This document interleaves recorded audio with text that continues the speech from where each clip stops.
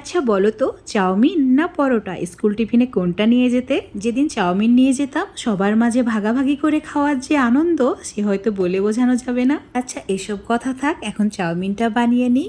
গ্যাসের উপর পাত্রে জল নিয়ে তাতে চাউমিন দিয়ে দিয়েছি, আর দিয়েছি অল্প একটু নুন আর 2 চামচ মতো রিফাইন তেল।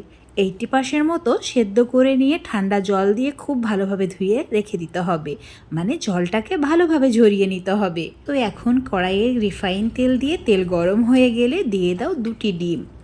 স্কুল টিফিনে চাউমিন নিয়ে গেলে মা কিন্তু ডিমটা দিত না, ওই সবজি দিয়েই বানিয়ে দিত, তবুও খেতে দারুণ লাগতো। সামান্য একটু নুন দিয়ে হালকা করে ভেজে নিয়েছি, কড়া করে ভাজলে আবার খেতে ভালো লাগে না। এবার দিয়ে দাও তেলের মধ্যে অল্প একটু আদা কুচি, রসুন কুচি, তার সঙ্গে বেশ কয়েকটি কাঁচা লঙ্কা। যেহেতু বড় হয়ে গেছি তাই ঝালের পরিমাণটাও বাড়িয়ে দিয়েছি। একটি পেঁয়াজ, তার সঙ্গে অল্প একটু আলু কুচি।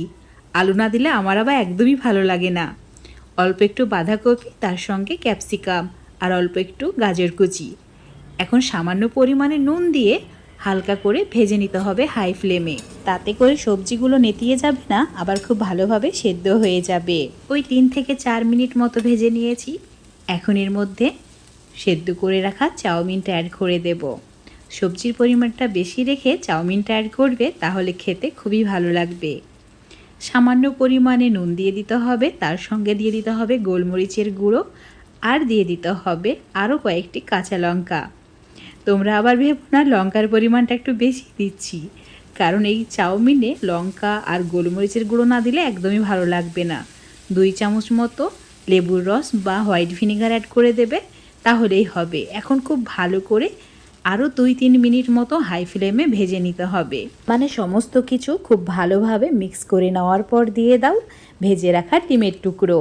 তারপরে 1 মিনিট হাই ফ্লেমে আবারও ভেজে নাও, তাহলেই গরম গরম চাউমিন রেডি। এই এগ চাউটা খেতে খুবই ভালো লাগে। এর সঙ্গ দেওয়ার জন্য অল্প একটু টমেটো সস, তার সঙ্গে থাকে যদি শসা পেঁয়াজ কুচি, তাহলে তো কোনো কথাই হবে না, একদমই হয়ে যায় জমজমাট। একটা মজার বিষয় কি জানো তো, মা বানাতো আমার জন্য আর আমি এখন মায়ের জায়গায়, কিন্তু চাউমিনটা একই রয়ে গেছে। আর যখনই চাউমিন বানাই পুরনো সব স্মৃতিগুলো আবারও নতুনভাবে ফিরে আসে।